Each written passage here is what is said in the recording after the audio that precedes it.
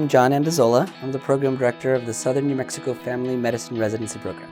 The Family Medicine Residency Program is a program that was established in 1996 to train doctors for Southern New Mexico. We have a big shortage of doctors in New Mexico, and Southern New Mexico did not have any training programs, so the program was started in 96. The first graduating class was in 98, and we've had 74 graduates since then, 41 of whom still practice in New Mexico, 20 in Doña Ana County. I think what's important to know is that where doctors train, where they finish their training is where they usually stay.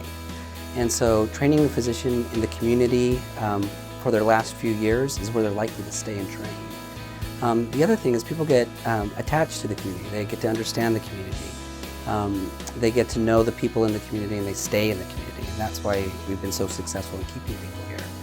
The other thing that we do is not only do we train doctors for our community, we train doctors from our community. So we try to look for doctors that are from Las Cruces, from Silver City, Deming, El Paso, the local area. People who have gone to medical school nearby or people who have local ties to the area. So they understand the culture and are likely to come back and stay. So I think, retention and treating the people of this community is our whole goal. It's a big deal that there's 20 doctors in this community that came out of this program. Waiting for a doctor is a big deal. Finding doctors to cover patients in the hospital is a big deal.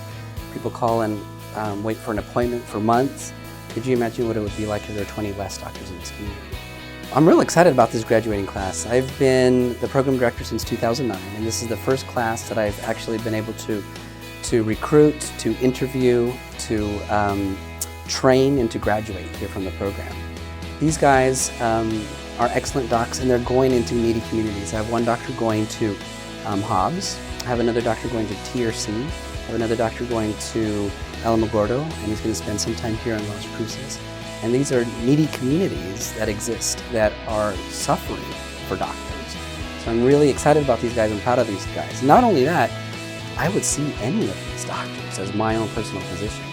And for them to be, I think, in these communities that have fewer numbers of physicians, they're bringing really strong doctors to these communities.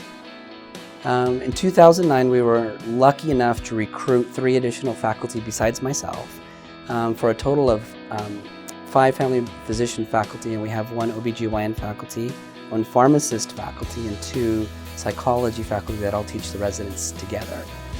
Since 2009, we've had a full contingent of faculty, and that's the first time that this program has had that much education and training provided to the residents. Since then, every year we have had a doubling or tripling in the number of applicants to our position. When I came in 2009, we had 300 applicants. The subsequent year we had 600, the subsequent year we had 900, and last year we had over 1,000 applicants to our program. That's for 6 positions. I think other things that contribute to that are the quality provided in the program. There's a lot of word of mouth out there in medical education. There's a lot of people discussing this. But the other thing is this strong interest in primary care. So the Affordable Care Act is putting a strong basis on what primary care's role is and what they need to bring to the community. It's about prevention and wellness. Insurance companies are actually not only paying for prevention and wellness, they're actually being required to pay for prevention and wellness as part of the Affordable Care Act. And that is what family physicians do, and that's our role. And I think that is another component that really brings a lot of value and growth to our program. It's very fun being a teacher of doctors. It's very rewarding being a teacher of doctors. It's a lot of work being a teacher of doctors. But the reason it's so rewarding is I bring these guys in out of medical school, and in a few years, I see them ready to practice. I see them at the point where there's very little more I can offer, and I think that is super rewarding. And I've told many of them, "You're done. You know all my questions. You know all my answers. Have nothing to give you. Time to move on." So I think it's pretty incredible.